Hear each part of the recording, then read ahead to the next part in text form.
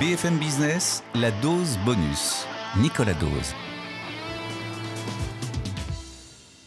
Bonjour et bienvenue pour la dose bonus cette semaine. Le mot de la semaine que j'ai retenu, c'est la volte-face, évidemment. Volte-face de Donald Trump, la deuxième en à peine 10 jours en fait.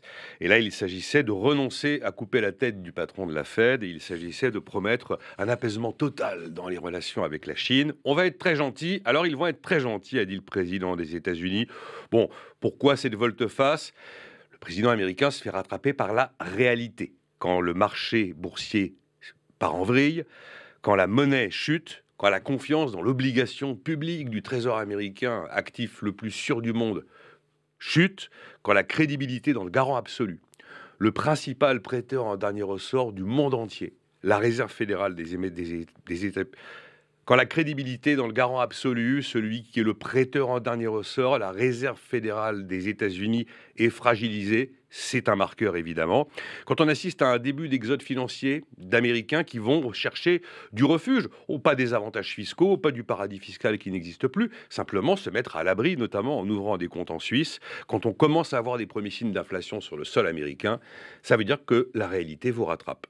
Raymond Barre disait « L'économie se venge toujours ». Eh bien, l'heure de la vengeance est là. Alors, malgré tout, tout reste possible avec le président de l'Union aux États-Unis, puisque le même jour à Washington, eh bien, la Maison-Blanche annonçait un droit de douane de 3521% sur les panneaux solaires qui sont produits en Asie du Sud-Est, au Cambodge, en Malaisie, au Vietnam ou en Thaïlande, au motif que la Maison-Blanche considère que Pékin, la Chine, subventionne la production de ces panneaux solaires dans ces pays-là. 3521%, ça veut dire d'un coup d'un seul un prix multiplié par 35. En tout cas, on se rend compte d'une chose, c'est que Donald Trump est vraiment l'incarnation de ce que l'on trouve de manière assez répandue, y compris chez nous en Europe. Cette offre politique qui tente de séduire l'électeur en lui vendant l'idée que le protectionnisme, c'est bien, le libre-échange, c'est mal, que la dette publique, c'est pas grave. Eh bien, je suis désolé, mais là, on a avec Trump la démonstration, grandeur nature, que l'on ne peut pas dire ça, tout simplement parce que ce n'est pas vrai. Quand la vérité sort de la bouche des enfants, alors ça a été un marqueur de la semaine, le moment où Donald Trump rencontre les 3 principaux géants de la distribution aux États-Unis, Walmart, Target, Home Depot. Leur message est de dire, il n'y aura pas de jouets sous le sapin. On va manquer Noël, monsieur le président.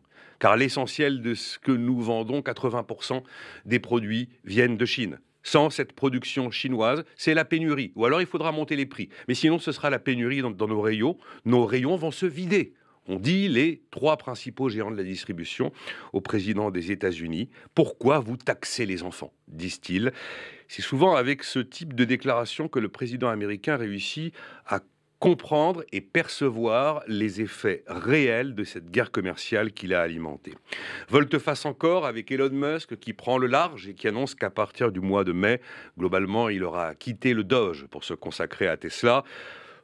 On comprend bien, le cours de Tesla s'est totalement effondré, les ventes de Tesla se sont effondrées, sur 3 mois, les profits de Tesla ont fait moins 70%, les livraisons ont baissé pour la première fois en 10 ans, avec un mouvement mondial de boycott évident vis-à-vis de la marque Tesla, jusqu'à des actes de violence sur les véhicules déjà en circulation.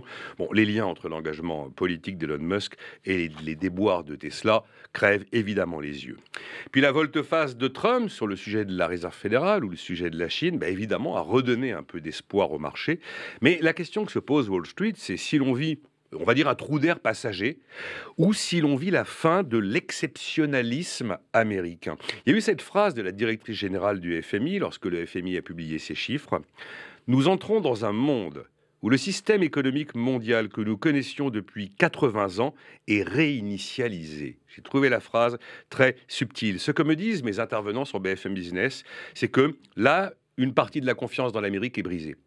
Et restaurer une confiance brisée, c'est très long, très difficile, parfois impossible. La Grande-Bretagne n'a jamais totalement retrouvé la confiance qu'elle a perdue à l'automne 2022 quand elle a vécu un incident de crédit avec le budget proposé par Liz Truss. Et aussi, mes invités parlent maintenant du dollar à l'imparfait en tant que devise de référence de la planète. Les premières pistes pour trouver les 40 milliards d'euros, j'ai mis ça dans mon chapitre volte-face parce qu'il y a les paroles d'un côté. Les paroles sont toujours les mêmes. Nous n'irons pas chercher de l'argent en montant les impôts. Sauf que les premières réflexions, les premières pistes avancées sont toutes des hausses d'impôts qui ne disent pas leur nom. Quand on fait la chasse aux niches fiscales, quand on s'apprête éventuellement à attaquer les 10% d'abattement qui profitent aux retraités imposables sur le revenu, quand on veut mettre en place un outil anti-optimisation pour les plus fortunés d'entre nous, quand on se demande si éventuellement on va moduler le remboursement des soins en fonction des revenus, tout ça, c'est de la hausse d'impôts Canada Dry. Et il y a une volte-face entre les paroles d'un côté et les premières pistes, car ce ne sont que les premières pistes. Et puis, dernière volte-face de la semaine, les partenaires sociaux, j'en dirai pas plus, mais quand les partenaires sociaux réunis en conclave sur les retraites disent, pour la première fois, qu'ils sont prêts à discuter de la notion de capitalisation pour financer les retraites en France, c'est une volte-face, et encore le mot volte-face est un euphémisme. Là, c'est plutôt l'inverse de la volte-face, ce qui m'est venu à l'esprit avec un bon vieux débat dont on ne se lasse pas, le bon vieux débat sur la TVA sociale ou la CSG sociale pour transférer une partie de la facture du système de protection sociale vers autre chose que le travail et les salaires. Alors il y a de plus en plus de consensus autour de l'idée qu'il va falloir ressusciter ce bon vieux débat. C'est principalement les syndicats de patrons qui sont à la manœuvre, mais eux, ils pensent aux cotisations patronales pour baisser le coût du travail.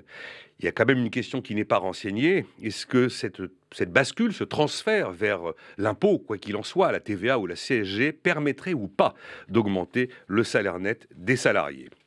Pour terminer, l'absurdie de la semaine, l'histoire de ces boulangers, vous savez, qui sont poursuivis pour avoir travaillé le 1er mai.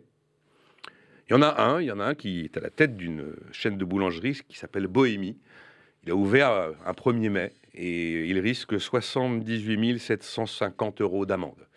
On nous dit qu'il faut travailler plus, on nous met en avant la valeur travail, on imagine bien que ce patron de boulangerie n'a pas enchaîné ses salariés pour les forcer à travailler un 1er mai, sachant en plus que ce jour-là, eh bien, ils sont payés double. Et pourtant, l'inspection du travail, toujours prompte dans ses réactions, a réussi à traîner des boulangers devant les commissariats avec des menaces d'amende absolument colossales. J'ai appelé ça l'absurdie. Et puis la question que chacun pourra se poser et pour laquelle chacun nourrira ses éléments de réponse. Je ne l'ai pas encore posé, mais je vous promets que je vais le faire.